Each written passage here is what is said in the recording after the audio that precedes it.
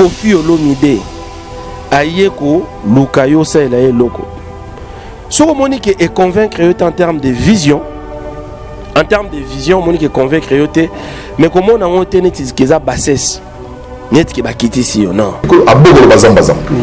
Je m'en souviens comme si c'était hier. On est au mission moi bajar bani. Donc na luki mutu na monite.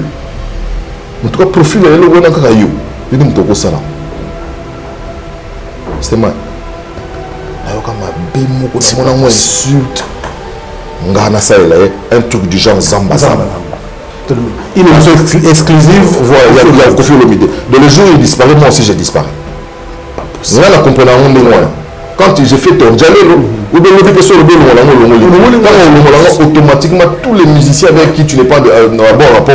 Là, je ne suis pas d'accord dans ma propos. Nati Lokola à tenir.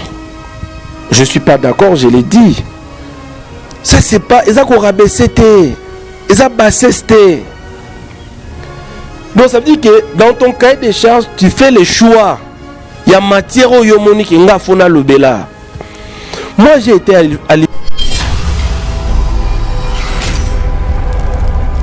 Nati Lokola, y compris Bandego Moussousou. Pour ça, la émission du genre Yazamba Zamba, ils ont bimate na éthique, na déontologie. Déjà. Ils ont moins court, ils ont même, aux autres noté. Ils ont bimana éthique, na déontologie. Zamba Zamba, c'est une émission. Netio Mathieu bon chose émission, il y a culture, il y a chronique musicale. Même peut trésor lumière à ça la chronique musicale. Différence c'est wapi. Trésor lumière n'a qu'une seule matière. Moi dans mon cahier de charges, parce que chacun de nous en tant que journaliste a un cahier de charges. Même Nati Lokola pas que le digital Congo. Tant que Nagi ko proposer dans ça l'émission, c'est un cahier de charges et émission naie. C'est un professionnel, il doit connaître tout ce que je suis en train de dire. Moi, mon cahier de charges, c'est Werason.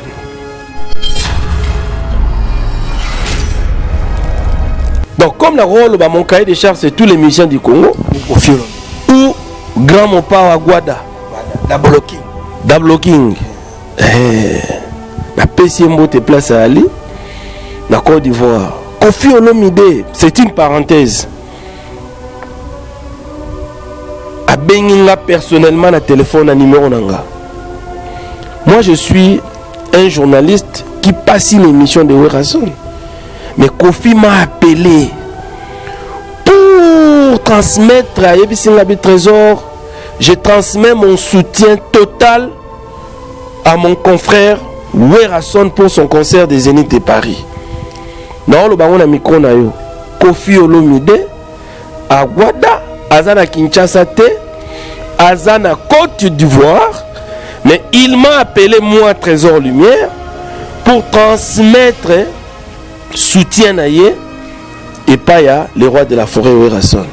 Et puis Kofi Olomide il a nuancé pour dire que Trésor Lumière je te félicite pour le travail que tu fais.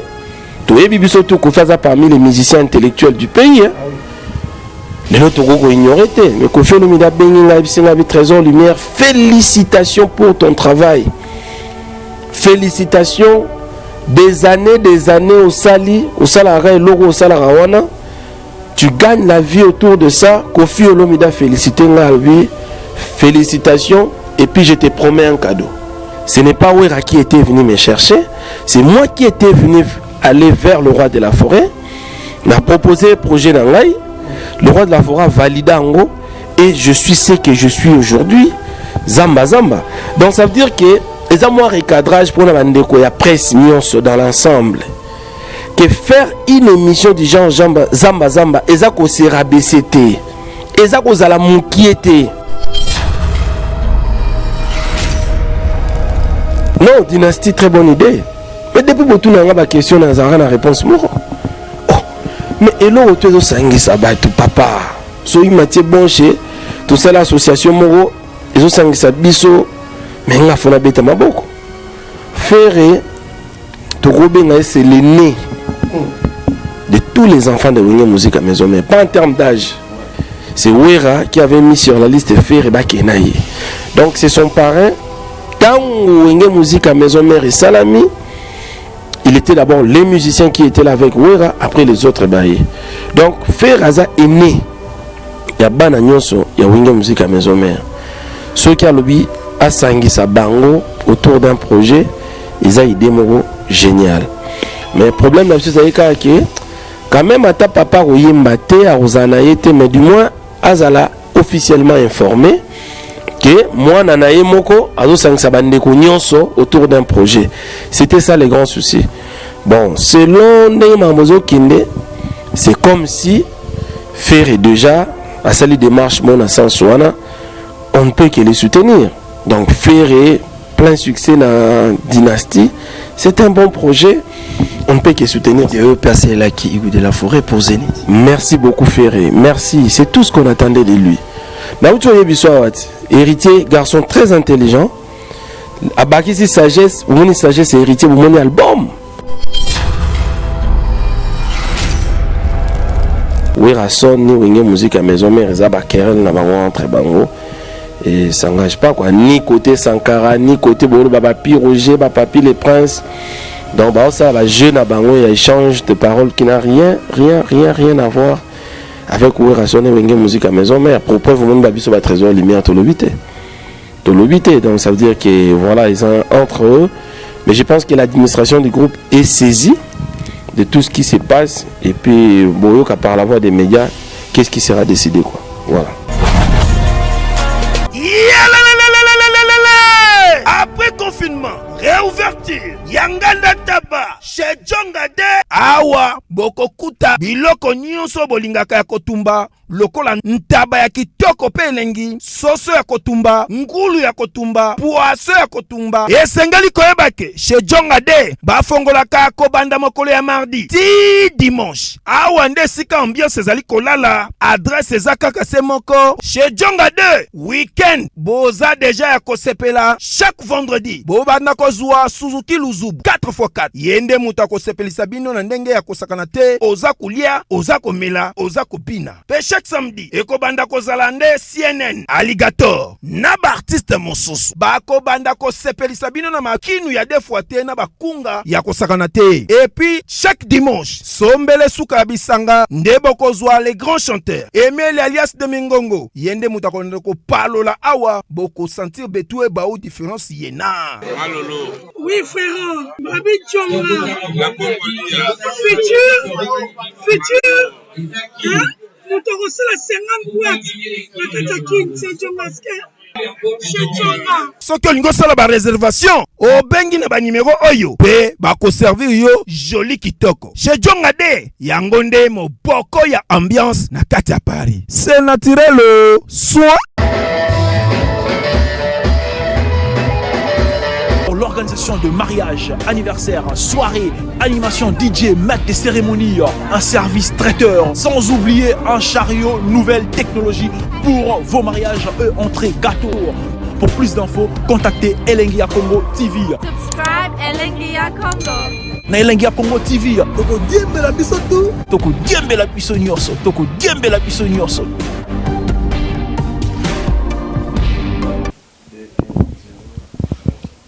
Voilà, mesdames et messieurs, merci d'avoir choisi votre émission PC La Please Please, toujours présentée par Mathieu Boncher, autrement dit 001. Mathieu Boncher, charge de la jeunesse congolaise. Je suis là, Mathieu Boncher, face à Trésor Lumière, parce que l'actualité est dominée par le 17 septembre, Zénith de Paris, avec Ngiama Makanda Weranson, Igwe de la Forêt, pour la 5e fois, Zénith de Paris. On va parler avec lui par rapport à la Kitse congolais, et pourquoi pas, n'a pas information tout haut et les cannes qui tirent na biso, il y a ba émission, il y a ma solo tout. Je suis avec lui. Lui c'est Trésor Lumière. Bonne chance à tous les artistes musiciens congolais. Au Barusala Moussala bien un respect. To pesibino ba bonne chance et puis na ba journaliste et tout. Il y a Moka. To pesibino ba mbote belé. Merci déjà à notre DG qui est très simbelenga pro parce qu'on est en direct déjà sur Elenga Congo Télévision. Et merci beaucoup à Sam Kunku le nécessaire à Zotala Mathieu Boncher. Respect à mon vieux Serge qui sait que Donc, on a vu Nabiso, Bambo Tebele, respect à les millionnaires congolais, Arsène Toya, les jeunes millionnaires, Bambo Tebele, respect à Yuyu Kabwiku, Alain Sokoto, et sans oublier Hervé Ndongo Vrengiloa, merci à Bruno Celio, hein? Bruno Celio au Talabiso, donc mon Angelia Solo, et pourquoi pas Topé Sambote Nabafan, tout Balingara Maté, bon chez Kingston Sono le boss, Alfred Adi Misaka, la joie Amado Pichuna, femme très très forte, sans oublier Maman Pasteur, Maman Adad du ciel, femme légitime de notre excellence Jean-Marie Lukula, Sibambo Tebele, Yona Léa Dimbi. Mathieu Bonche, je suis là, dans la résidence, il y a Trésor Lumière, des groupes Wenge Musica, Maison Mère, la voix autorisée d'Engia Mamakanda, Werason. Trésor Lumière, bonjour. Mathieu Bonche, ça sera toujours combat du siècle. Donc on a invité Tobien Ali Foreman, Tobien Mike Tyson Olifid. Bonjour, donc fier, hein? En tout cas pour la première fois tout ça, nos émissions à parler. C'était un honneur quoi. On a trop vie à parler, à privé, banaté. Mais comme les messages est très précis et sacrés, au fond on a passé les lots et on a tout ça dans un cadre quoi. Tout ça on a parlé, ça va bien. Voilà, merci beaucoup Trésor Lumière. Et l'actualité Zénith de Paris le 17 septembre, la préparation Ezole Kaboni na Wenge Musica Maison Mère. La préparation ici là déjà. Donc Nassir Bino Toubomoni, Yopo Zoroya na rep. Moni commence que le roi de la forêt a travaillé 6 mois durant. On a ndolo et puis mon ami peut inviter naé. Ndeba qui peut répétition, notamment ya Jossa, Nyoka Longo, Maman Biliabel. Fabregas, héritier Watanabe, les Limba Waku, Shila ya Bayuda di Congo, et puis na poto pe invité Moussouba Ali, ou bazo kita en répétition te, Félix Oazé, quoi pas aux Anabiso, Lokwa Kanza, Toza Bongona, Awilo Longomba, na Papa Chéri Jibem Piana. Donc préparatif sur les plans techniques, artistiques, tout est ok. Ils ont à moi quelques réglages administratifs pour te voyager. Donc là, nous sommes aujourd'hui samedi. D'ici mercredi, tu vas à Kinshasa. Voilà. Voilà. Mais avant tout côté, parce que tu belé bino vraiment na Zénith de Paris, bado na Monica Coca-Cola, bazo zelabino ba vie belé ba patron belé au pe bazo zelabino mais tout solana no actualité daki makasi par rapport à ba porte-parole ya Wenge Musica Maison mais entre Sankara Dikuta et les autres baswana ba finga na ngana za danger ngana za boy na nyosoana Trésor Lumière. Ils ont qui 12 à Wenge pour succès à Zénith. Tout ils ont qui vraiment que banamai babomani mais ok c'est carab. Mais est-ce que ouais rapport ça la pleine à Zénith faut créer actualité, à créer buzz? Je ne pense pas. Oui, c'est une méga star, et Moka, c'est une grande star. Tout le baraba vérité. Même méga star net oui on en a combien? Nous avons des stars, nous avons des vedettes. Mais méga star que succès a renforcé toi on a combien? Oui rapport ça là événement on a besoin de créer buzz. Donc nous c'est salami entre les porte-parole. Je pense qu'ils ont un querelle na bango personnel qui n'engage pas l'orchestre. Ils n'ont pas engagé l'orchestre ni de près ni de loin. Ce sont leurs querelles entre eux. Voilà quoi, mais je pense que le secrétaire général, Maître Junior Kataka Takabamba, il est saisi vraiment de tout ce qui se passe. Je pense que par la voix des médias, Nino Bombe la porte-parole. Je pense que, en tout cas, tout ce qui se passe entre les porte-paroles n'engage pas Werason ni Wenge Musica Maison Mère, Zaba Kerel na bango entre bango. Et ça n'engage pas quoi, ni côté Sankara, ni côté Bolo Bapapi, Roger, Bapapi, les princes. Donc bah ça va jeune à bango, il y a échange de paroles qui n'a rien à voir avec Werason et Wenge Musica Maison Mère. Pour preuve, au monde babiso va Trésor Lumière tout l'obité. Donc ça veut dire que voilà, ils sont entre eux. Mais je pense que l'administration du groupe est saisie de tout ce qui se passe. Et puis, par la voix des médias, qu'est-ce qui sera décidé quoi. Voilà. Voilà, mais les épées battues belé. Pourquoi comme on a bon, fallait beau que ça avant, malgré tout reçoit mesier no lobby na maison mère ba reçoit ba misoupe ba reçoit blanc, misoupe ba reçoit ba sanction, ils a prompté meka et les épées battues belé comportement. Bon, oyebi la maison mère, le roi de la forêt a absolument liberté. En fait, tout ça orchestre moroyo, ouais raza dictateur te, ouais raza muto te que avant ça, il faut kaka, il faut. Ouera vous donne une certaine vision quand vous commencez à travailler avec lui. Et après, il te donne la liberté de faire les choses. Vous voyez que Ouera pas très concentré dans la préparation à Zénith. Le roi de la forêt à la TVT. À taba YouTube, émission à la il n'a pas le temps. Il faut qu'il y ait des répétitions de 9h à 20h, rentrer fatigué. Tant qu'il y a un bablo.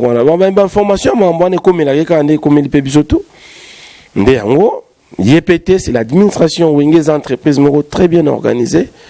Administration par l'entremise du CG Maître Junior Kabamba. Je pense qu'il y aura des sanctions qui vont suivre. Oyo et au Kenya à l'encontre, il y a bateau, ça dérapage, il y a langage. Oui, beaucoup de idée cause à la nengue. Nous ne sommes pas obligés le fait qu'on soit avec Ouera, bisotou photos à la idée mon non. Moi divergence en termes d'idées cause à la meko comment ya ba insulte te.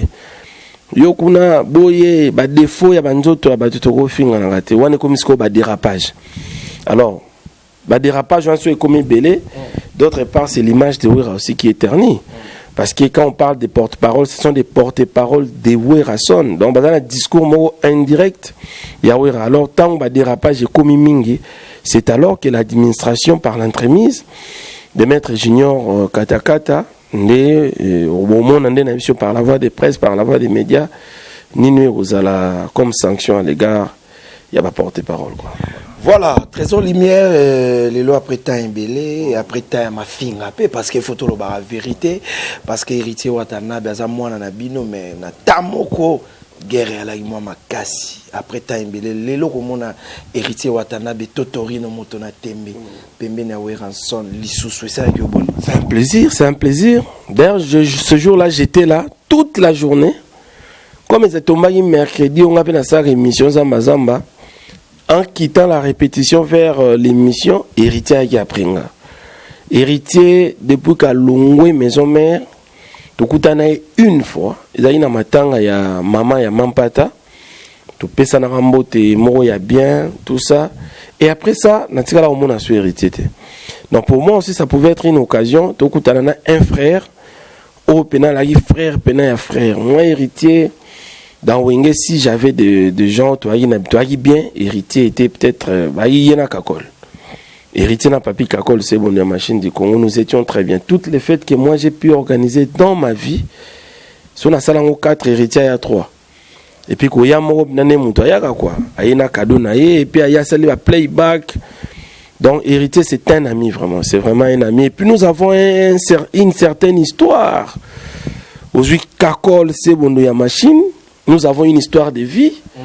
Aux yeux héritiers Watanabe, nous avons une histoire de vie à Kala déjà. Nanenga baki tambo, banini, na baki binda, bama baldowana. Donc ça y est déjà dans mon histoire, mon héritier. C'est un frère, comme on a eu, Kozonge la biso, azongi comme musicien effectif, parce qu'aujourd'hui c'est un grand leader, il y a une musique, donc, et puis album, donc, il y a Olubaru Théâtre. La toachaki tembe bamoni. Donc, héritier Watanabe Motona Tembe, très fort, très crédible. Je profite de ton micro pour les féliciter pour l'album Mezo Beta Yakosanate. Mezo Beta, Monique, les rois de la forêt, le baki. Ah, na folie. Héritier Azagissage, je félicite. D'abord, héritier, c'est un garçon intelligent, naturellement. Et puis, avec sa sagesse. Le sagesse, fruit, qui va dire mieux aujourd'hui? Tout le monde a un bar, toujours qu'il y a une boîte, toujours qu'il y a un restaurant. Félicitations, il est avec nous, il sera sur le podium des Zénith de Paris. Félicitations à lui, Gogan, on est ensemble.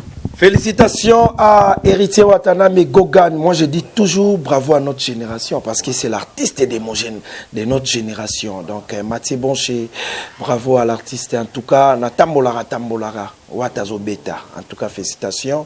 Merci beaucoup à mon vieux Serge qui sait qu'il n'a pas de Goda Bambote. Merci aussi à le DG Joli Ilunga, le boss, Jonas Webi Bafero, bien Joli Ilunga. Fondation Éthique, merci à vous. Merci à mon vieux Landou Mouzinga, Mokonzi Arène. Idéologie dynastie, trésor libyen pour toi. Non, dynastie, très bonne idée. Mais depuis que tu as une question, tu as une réponse. Oh, mais hello, tu es au Sangisa, papa. So, il m'a dit, bon, chez tout ça, l'association Moro, ils ont Sangisa Bisso, mais il y a un bêta maboko.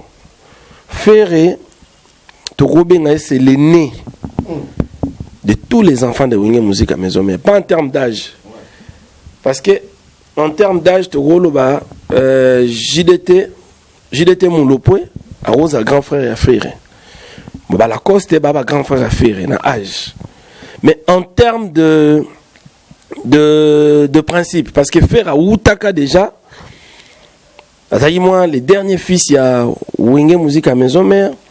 Le roi de la toujours sous parrainage. 4x4. Il y a 4x4, voilà, rectificatif.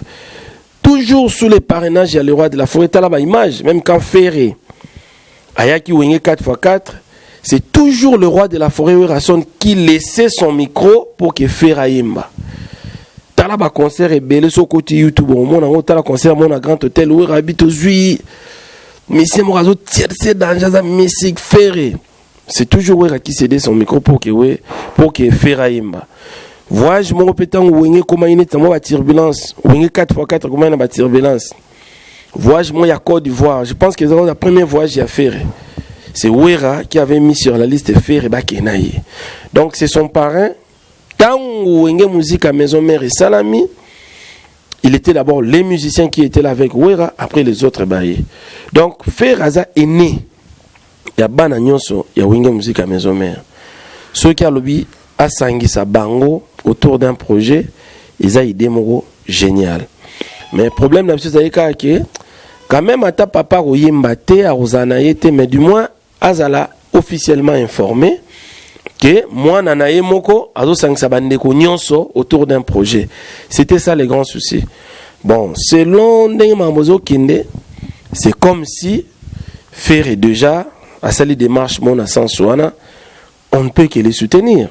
Donc Ferré, plein succès dans Dynastie, c'est un bon projet, on ne peut que soutenir. Dieu passer là qui de la forêt pour Zénith. Merci beaucoup Ferré, merci, c'est tout ce qu'on attendait de lui. Héritier, garçon très intelligent, à Bakisi sagesse, vous sagesse et héritier, vous album à héritier. Rien à dire, succès fou. On est à sagesse. Héritier avait compris qu'il faut na mon père a signé Makambo. T'as le album héritier, rien à dire, donc Banzé Mouezo bêta partout. Faire aujourd'hui en tant qu'aîné, aïe, on comprend qu'il était, il faut na bien à papa, n'a toujours respect na clan. Donc, faire à ça les vidéos, merci Ferregola pour ton soutien. Je pense que c'est comme ça que nous devons vivre. En paix, en toute quiétude, tous à la haute, tous ça. Ils ont quoi arranger les rois de la forêt. Parce que c'est grâce à lui, Toyebi Ferré, c'est grâce à lui, Toyebi Héritier, c'est grâce à lui, Toyebi, c'est Léo Scram, dans mon avis, parce que vidéo, Moro, dans Zénith de Paris, c'est Léo, Emile alias, na Roi David. Merci à tous ces gens-là, merci à toute la famille Wenge Musique à Maison Mère pour les soutiens. Dans mon autour, il y a concert à Zénith, ok. Tous eu divergence na biso, tous eu problème na biso to zaranango, to tiangwa l'écart, to sangani biso nyonso pour une cause. Merci en tout cas à toute la génération Wenge Musique à Maison Mère. Dans le but, donc en tout cas notre autre même n'a plus rien, hein, les générations diverses, en commençant par la génération Ferré, Toye, deuxième génération, troisième, merci à vous. On a vu, on est en train de voir tout ce que vous êtes en train de faire. Merci à vous tous, quoi. Merci. Voilà, merci beaucoup, mesdames et messieurs. Donc, maintenant, on doit parler par rapport à l'actualité. Où ils ont les canaux Internet. Donc, il y a eu la matoi. Il y a eu les pensiers. Bayer de fonds Fongola Matoi. Merci à Ya Gauthier Mascotte. Moutazwa Mbongo na âge à 16 ans. Merci à Ya Willy Moucheni Koda Mboka. Bambo Tebele, champion Wadol. Arsène Toya, les jeunes millionnaires. Aujourd'hui, Trésor Lumière. Batou Batali émission. Il est qui pande qu'on a biso France Tema. Yambaki qu'on a biso journaliste à Mounene Pe Mboka na biso qui est Nati Lokole. Ba propos Oyalobaki. Et ça lui bon, Nati Lokole. On a bien un parrain. Parrain pourquoi? Parce que Nasala fête pour honorer Madame Nanga. Nati Lokole était là. Il était parmi les rares journalistes que j'avais invités. Nati aussi était là. On a bien un parrain parce qu'il était là. Et puis à Pesaka, pour moi c'est Abima. Pour Pesaka moi quelque chose. Nati, c'est lui qui avait fait sortir de sa poche Montana Rolobate. Ça reste secret. Mais à Pesaki, pour que Madame Abima acte, Nati Lokole posa toute ma vie, je le dis. En tout cas, je respecte. Parce que donc moi j'avais la famille, j'avais tout. Mais à Pesaki, après vieux Pachopanda, honorable Pachopanda na Robo Sanate, il n'y a pas Baksaki pour maman Bertina Fofo la portugaise, ma métisse la blanche Abima. Yubika ko bala métisse no ya bagisa so ya maman mbele ba on balaki ba monaki. Voilà quoi. Donc et salama indenge salama yona. Mais Nathalie ce émission n'im na to sola quoi. To sola. OK. Nati Lokole, c'est un grand journaliste de mon pays que je dois respecter. Mais du moins Nalingina me ka faire comprendre même andeko muso ba journaliste. Y compris Nati Lokole, y compris bandeko mususu. Ko sala émission du genre ya Zamba Zamba, ezako bimate na éthique, na déontologie. Déjà. Ezamo cour baninga bazo même aux hôtels aux noter. Ezako bimana éthique na déontologie te. Zamba Zamba, c'est une émission. Netio Mathieu Bonchosar émission, il y a culture, il y a chronique musicale. N'engepé Trésor Lumière à la chronique musicale. Différence est wapi. Trésor Lumière n'a qu'une seule matière. Moi, dans mon cahier de charges, parce que chacun de nous, en tant que journaliste, a un cahier de charges. Même Nati Lokole, pas qu'il est Digital Congo. Tant qu'il y a proposé dans l'émission, c'est un cahier de charges à l'émission. C'est un professionnel, il doit connaître tout ce que je suis en train de dire. Moi, mon cahier de charges, c'est Werason. Donc, comme la rôle, mon cahier de charges, c'est tous les musiciens du Congo. Ou Grand Mopa Aguada. Dablo King. La PCMO te place à Ali. La Côte d'Ivoire. Kofi Olomide, c'est une parenthèse. A Benginga personnellement na téléphone à numéro nanga. Moi je suis un journaliste qui passe une émission de Werason.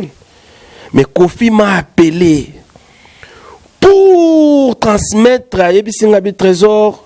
Je transmets mon soutien total à mon confrère Werason pour son concert des Zénith de Paris. Non, le baron a micro na yo. Kofi Olomide, Aguada, Azana Kinshasa te, Azana Côte d'Ivoire, mais il m'a appelé moi Trésor Lumière pour transmettre soutien naïe et pas ya les rois de la forêt Werason. Et puis Kofi Olomide il a nuancé pour dire que Trésor Lumière je te félicite pour le travail que tu fais. Tu es bibiso tout Kofi parmi les musiciens intellectuels du pays. Hein? Ah oui. Les autres Gogo ignoraient, mais Kofi Olomide Benginga Ibisingabi Trésor Lumière, félicitations pour ton travail. Félicitations des années au Sali, au Salara et Logo au Salarawana. Tu gagnes la vie autour de ça. Kofi Olomide félicité Ngalbi. Félicitations. Et puis je te promets un cadeau. Eh bien, on promettre un cadeau car il y a fidélité. Pour dire que le travail paye. Potozonga na maman na oloba. naza journaliste. Moussala nanga ezako traiter information na ko diffuser. Ça c'est le travail de tout journaliste. L'information quoi qu'elle soit, ceux qui déjà na traité yango, na diffusé, na sali Moussala ya journaliste. Moi je travaille avec Ouerane nabi cahier des charges nangeza le roi de la forêt Ouerason. Nabimi na chronique te, nabimi na journalisme te, mais nabi kenga au lieu na lobela ba musicien nyonso na lobela Ouera. Mais en quoi eza bassesse? En quoi eza ko rabaisser moto? Là je suis pas d'accord na ba propos yo nati lokola à tenir. Je suis pas d'accord, je l'ai dit. Ça c'est pas eza ko rabaisser te, eza bassesse te. Donc ça veut dire que dans ton cahier de charges, tu fais les choix. Il y a matière au yomonique nga fona lobela. Moi j'ai été à l'IFASIC. J'ai fait le journalisme à l'IFASIC. Tel que je suis là, je peux présenter les journaux télévisés. Moi quand j'ai commencé mes émissions, quand j'ai commencé, nabanda kiteka mbala moko présentateur il y a émission Zamba Zamba, non.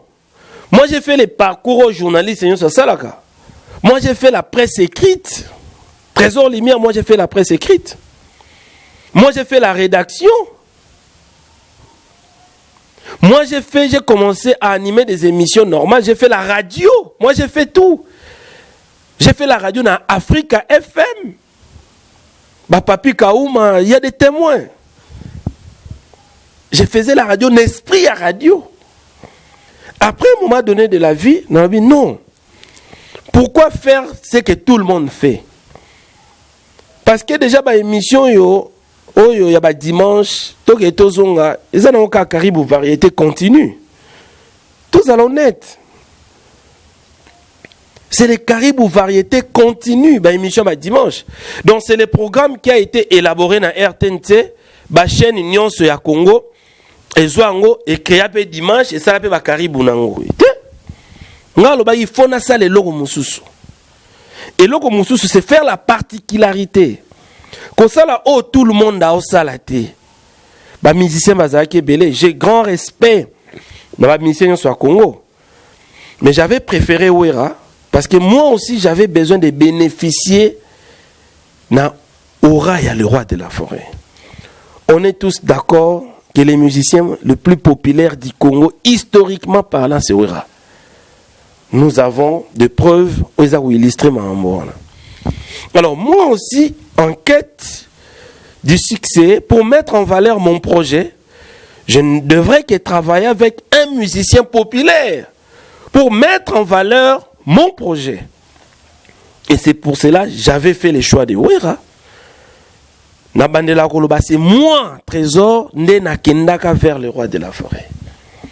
Ce n'est pas Ouera qui était venu me chercher, c'est moi qui étais venu aller vers le roi de la forêt. On a proposé le projet d'Angaï, le roi de la forêt a validé Ango, et je suis ce que je suis aujourd'hui, Zamba Zamba. Donc ça veut dire que les amours recadrage pour la presse nyonso dans l'ensemble, que faire une émission du genre Zamba Zamba, et ça qu'on s'est rabaissé, et ça qu'on a la moukiété. Donc c'est un choix. Mais c'est un choix qui est aussi réglementaire en tant que journaliste, papa. Moi, je ne viens pas faire les djalel ou l'expression que j'ai écoutée. Je ne viens pas faire ça. Moi, je viens transmettre l'information, montrer au public les facettes cachées de Ouerason. Moi, je ne donne pas l'information de Ouerason comme Nati donne, comme Papi Mboma donne. Non. Moi, je décortique l'information de Ouerason. Je donne l'image, je présente l'image de Ouera comme Nati Lokolete, comme Papi Mbomate, comme Mathieu Bonchete. Moi, je vais dans le fin fond de Ouerason pour faire comprendre aux gens qui est Ouera. Je suis toujours en train de respecter l'éthique et la déontologie. Donc, il y a une façon, il y a des journalistes qui on a salaka nabimi na éthique na déontologie. Je suis toujours journaliste. Papa, moi j'anime de fêtes. Ngana animera ba grande fête.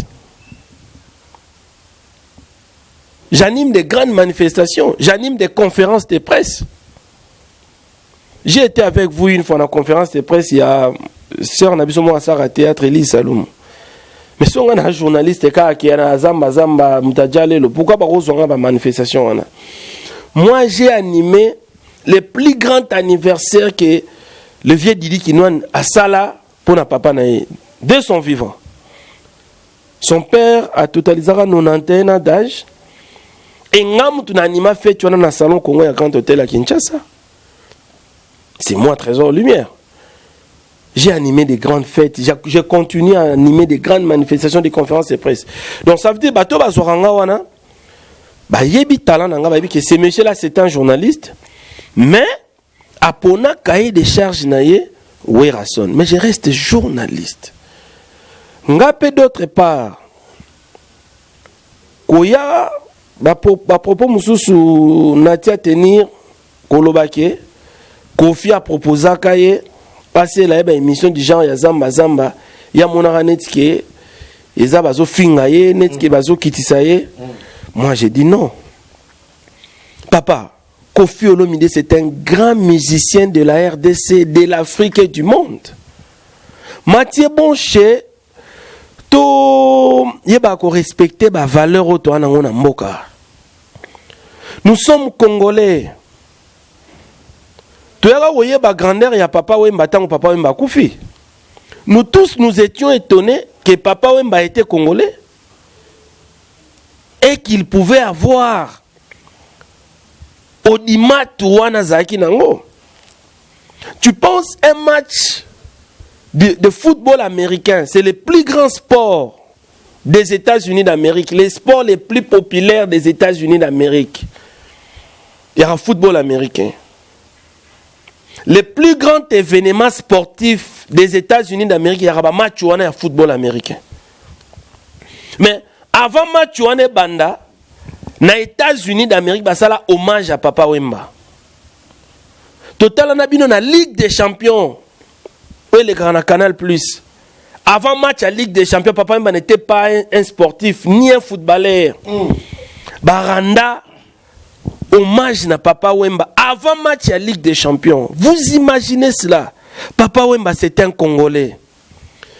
Si vous avez un banani, ba grand abisso to tika na ba Kofi Olomide, to tika na ba le roi de la forêt Werason, to tika na ba Papa Chéri Jibem Piana, to zape na ba Fali Poupa, to zana ba Ferré.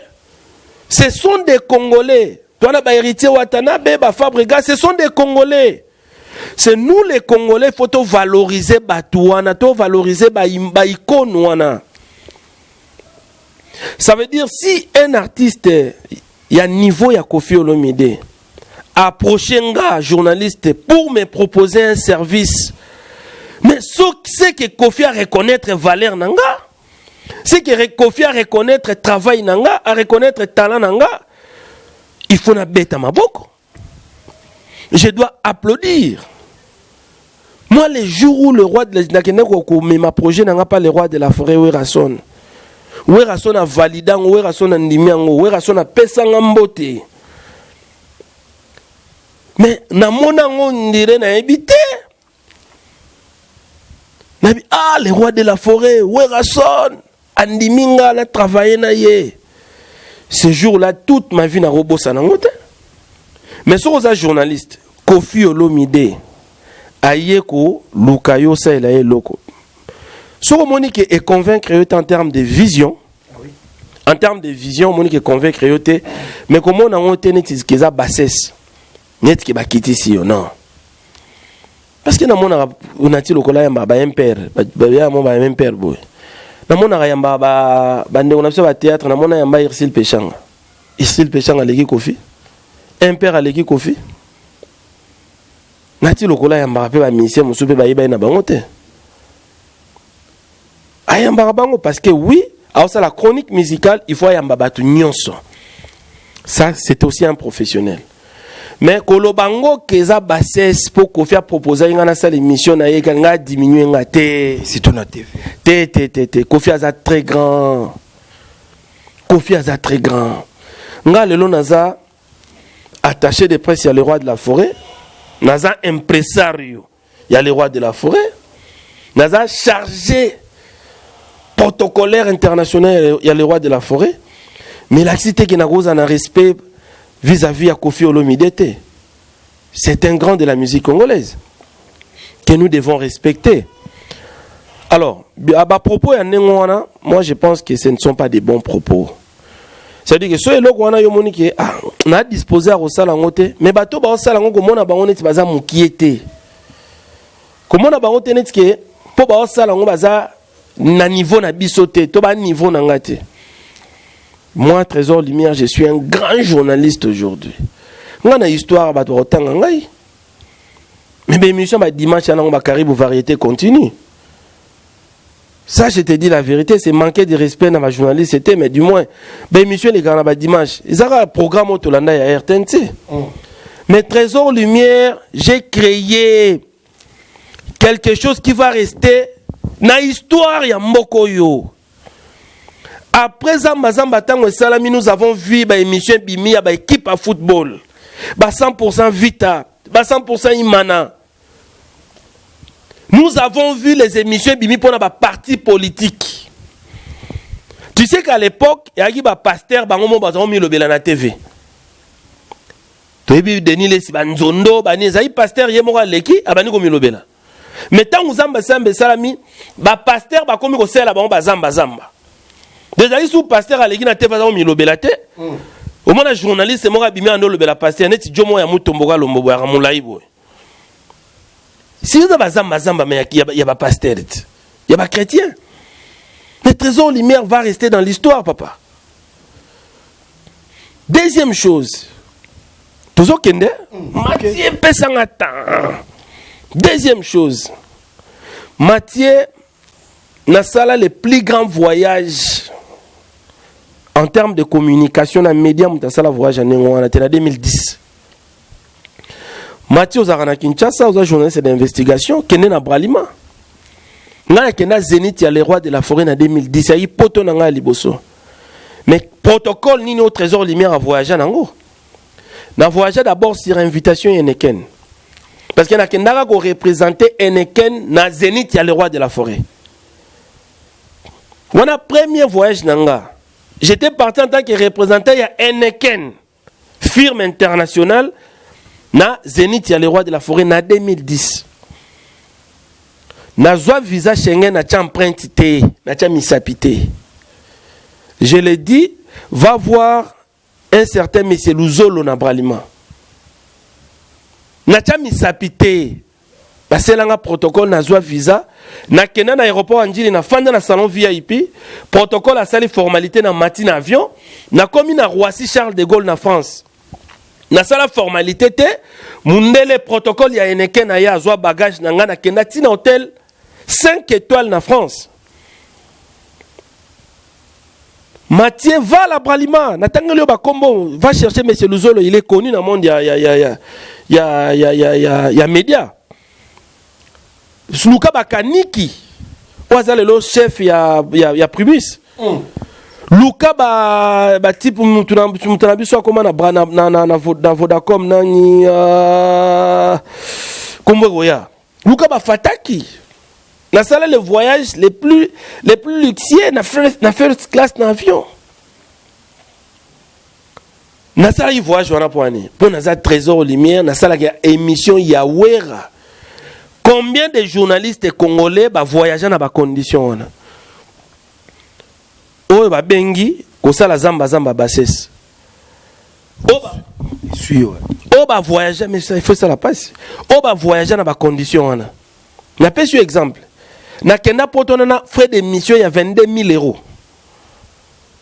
Mais va la Bralima ozo c'est la nini ozo fanda tisiko kendo tuna na Bralima frais d'émission il y a voyage wana na kenda potona avec 10 jours 22 000 €, je te dis non pas ça ba chiffre. En 2010, quel est le journaliste congolais? Il y a monde à musique. Na lobby, aya ko contredire magam nazo lobo. Oya voyager na condition wana azate. Na édition na bandeli koloba na monde à nule. journaliste toi ça la voyage, il y a protocole wana azate. Moi, quand j'avais les contrats à Bralima, tu sais, j'ai gagné combien à la fin du mois? Va demander à la Bralima. On me payait moi, on payait les techniciens qui travaillaient avec moi, Tuna Bapatu Bonyoko, on payait la chaîne de télévision, et puis rétrocession, on a payé 0-0. Tala si quoi qu'on Zamba, chaîne de dépenses au Bralima Zaosala. Bralima za firme ya ba Hollandais. Donc yo Congolo fana gisasa, ou legi Hollandais, ou à l'expertise ne fois sponsoriser émission d'engwana. Zamba na moi avait un budget de plus de 5 000 et quelques dollars. Va la RTGA va demander. Dans un peu sur ma preuve na ba référence. C'est l'émission Zamba na moi. La Bralima payait plus de 5 000 dollars pour cette émission. Alors, biloko anengwana koyoka ki ko sala émission ya ba genre ba Zamba eza bassesse. Moi ça m'a beaucoup découragé. Nati Lokole, c'est un frère à moi. Je l'aime bien, c'est un grand frère. Nabengaki parrain, mais je pense qu'au ça l'émission au corrigeant. On a une limite à ramailler les trop, c'est un garçon très intelligent. On a une limite qui peut-être moi peut-être Franck Stema est pas embriagué dimi. Na si on dirait Franck Stema est embriagué. Ce qui France Stema est embriagué fa kota na mopao bon. Bon, mopao on a ébissio. Ça veut dire que qu'au ça l'émission, il y a ba genre ou neza bassesse. Tenga la salle de défense nanga pour l'émission Zamba a été citée. Donc, la référence, mon histoire, Nati Lokole passe à la Kofi Olomide émission, on a fait référence à Zamba. Mais ce que l'émission va dimanche, on a fait référence à référence à Caribou Varié. Voilà. Donc, ça veut dire quoi? Kofi Olomide est très grand. Respect, na ba légende, na biso ba vraie légende Yamboka. Nga lelo son un journaliste, Kofi Olomide a approché nga, a proposé un tel projet. Si on a disposé dans le bas, merci, mon pao. D'abord, vous pensez dans ngai, yo Kofi pensez dans ngai, merci beaucoup. Maintenant, à disposer à ça dans côté, pesa mutumousus, maintenant critiquer te. Nga kutu ngande na kenda vers le roi de la forêt Werason. Et bon, ceux qui ont Werason na qui ont proposé nga. Et na bitu so ngana bita bashit. Ceux qui ont ça no pété pas Wera, Kofi a proposé c'est bon. Pour Naninité, c'est un musicien congolais. Mais nga sikoyo na un objectif nanga moko popularité à le roi de la forêt na stratégie naï. Merci beaucoup Trésor Lumière. Donc on est presque à la fin mesdames et messieurs mais na moni palais hein.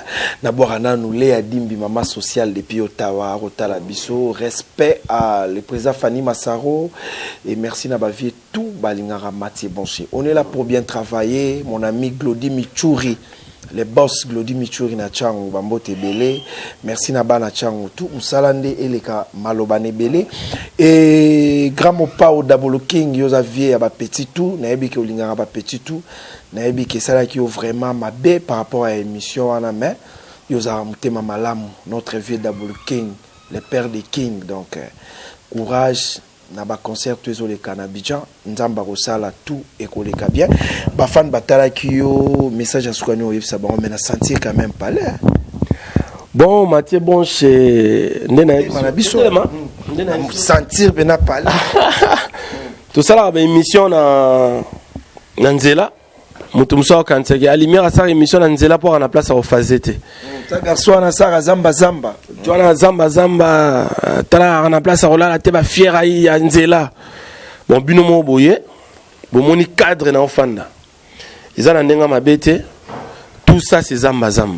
hein tout ça c'est zamba lobby journaliste tout ça c'est zamba parle bo moni lixoyo TV wana télévision mon bino moko voilà Mathieu Bonché pour dire que respect na musalo to sala batu musuba kantsaka biso ba Trésor Lumière nde to sala bazamba ba joba lekana taya yo na lekana batu zo kantsaka osango bo wera meme na poto na ke poto combien de fois na ok sous zénito na ok na ozonga parce que batu musuba zo kantsaka ok na okima na poto so mutu na gisasa za na vie oyo na ba député belé bandako na bango ya raboite toloba mambo te metika toloba na ba leader mingi ya nule ba leader mingi ya makambo kwa tsaka danger bazana standing ote. Grand merci na Werason. Toute ma vie, je serai reconnaissant à l'égard de son excellence, monsieur l'ambassadeur de la paix, Werason. Igwe de la Forêt. Grâce à toi, je suis ce que je suis. To zalana respect na ba leader ya mboka. Le roi de la forêt, grâce à toi, t'as la vie. On a qui s'assoit en États-Unis. Voilà. Et puis, on a profité encore une fois. Na honoré presse na biso ya mboka, toujours que na bango Zénith de Paris. Le roi de la forêt chaque fois a honoré presse, a honoré na ba comédien. Toujours que na ba comédien, toujours que na ba journaliste. Bon ba musicien au bango wana. Bango va permettre à biso do ke ba Zénith. Bango va permettre à biso ba journaliste to tambola. Nous devons leur rendre hommage. Tant que nous vivant, tous les là-bas d'ailleurs. Donc le roi de la forêt, grand merci à toi, grand merci à Kofi Olomide, à Guada, grand merci à leader tout Félix Oazé, quoi tout bazana biso na projet oyo. Ya Zénith de Paris, grand merci. Mais n'a-t-il au collé, naïbi que à ça l'émission c'est un garçon intelligent. On a pas rien, as intelligent. N'a-t-il on Franck Mutamoya Yedimi. Kubenga mna kezamba za baseste. Ezap nane pour ba trésor lumière na histoire ba otanga rabiso. Voilà. Voilà, mesdames et messieurs, merci beaucoup. Donc, je suis chez Trésor Lumière. Je dis merci beaucoup à mon ami privé, le patron Saki Semandala, à Rotala Bisso, Glody Luyundu, la respect à vous. Merci à Agnès Makoui, la Mamastatou, Balingara Mathieu Bonchi. Merci à Badive Gaz na Gaz. Depuis Istanbul, merci à Jeko Bofando, Matou Idol, il y a Deborah Bofando, bah merci Ebele, merci à mon vieux land Mouzinga Mokonzeren et na Bossanité Venabiso Cyril Ekina. Ouais, deux fois. Fou-moi bilele donc bah respect Ebele et na bana maison mère tout. Rendez-vous le 17 septembre au Zénith de Paris, Badona Monica, Angel Bomolo, donc tu bien si moi batu belé boya totonda ya to bana biso batwa donc ba Kingston sono le boss va otala biso batu belé tozo kenemi kili na pesi mbote na ba frère to ba ozela biso côté wana boze belé na pesi mbote na Alexis Ngangala de Bundes, Blanchard Mabala, Charlie Mobola to kutana na basengelele wana na aéroport et osala bien. Merci Nabino Toubana Poto. En tout cas, boza ebele surtout à nous tanga wana moment oyo et comment compliqué. Papa Malongi, merci beaucoup. Boza ebele ba staff tout ya les rois de la forêt to moni motivation deux fois. Ba fan club tout ya les rois de la forêt ya Poto. Grand merci à vous. Ya États-Unis pe bazoya ba Pichumbongo, ba Dada Muzinga. Merci na ba groupe nyonso de soutien les rois de la forêt. Ya WhatsApp. Merci, rendez-vous le 17, donc l'autre samedi, il y a les 6 jours. Donc peut-être la dernière apparition à Trésor Lumière à Kisasa. Voilà. Merci beaucoup à Patrick Image, lauréat Mibali, tout Yanji, Livé, Nangago, Somba, Mama Pang, on a vu Serge Kiseke, Kers Motor, Bambote, Ebele. Mon nuance, décoration, mon nuance, photo honorara ma mère. Kobala, pe moi, ça mon délai à bien. Il y a un cadre qui conditions bien. Merci beaucoup. Merci beaucoup. Il y a Laurent Sokoko. Respect à vous, respect à tout le monde, mesdames et messieurs. On se retrouve la semaine prochaine, toujours avec Mathieu Bonchier. Je suis là pour bien travailler, sans polémique, sans parti pris. Donc, Narotambola n'a pas parlé à Trésor Lumière. Donc, en tout cas, ça va. Vous en avez pas là, ça l'ira bien. Et surtout dans notre métier. Beaucoup de respect à tous les artistes et musiciens congolais et surtout à Double King qui est Kofi Olomide, respect à Willy Pensiel et à tout le monde. On se retrouve la semaine prochaine. Merci beaucoup mesdames et messieurs et respect beaucoup à Dadi Lukombo, hein? Boutique et Frata Mode, Dadi Lukombo, respect à vous sans oublier Donny Lidoussou. On se retrouve la semaine prochaine. Bye.